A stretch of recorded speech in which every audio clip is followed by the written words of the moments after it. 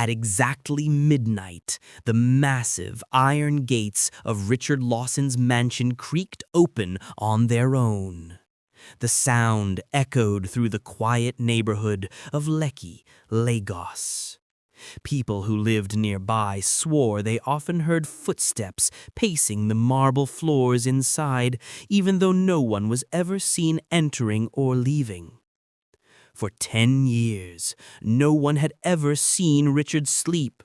His eyes were always red, his face pale, but his business empire grew larger by the day. He owned houses, lands, and companies across the city. People admired his success, yet feared the mysteries surrounding him. Children whispered that if you stared at his window long enough, you would see him standing there, still, silent, and watching. By day, Richard was respected. By night, he was something else.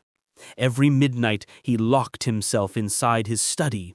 7 red candles surrounded his desk, and strange wooden carvings covered the walls. He would open an old book filled with ancient symbols and whisper softly, as though speaking to someone unseen. Sometimes thunder rumbled, even on clear nights, and neighbors claimed they heard voices coming from the mansion, voices that were not human. His workers worried about him. One of them, a young gateman named Emmanuel, noticed that Richard never went to bed.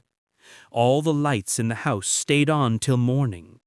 Out of curiosity and fear, Emmanuel decided to find the truth for himself. One night, when the clock struck 12, he crept toward the study window. The flickering candlelight cast long shadows across the walls. Inside, Richard was kneeling before a dark figure. A tall, smoky shadow with eyes burning like fire. Richard's hands trembled as he held out a ledger book filled with names and properties. The figure's voice was deep and cold. "1 more year, Lawson. No sleep, no rest. Only then will your wealth remain." Emmanuel gasped quietly, stepping backwards, but the old floorboard beneath him creaked.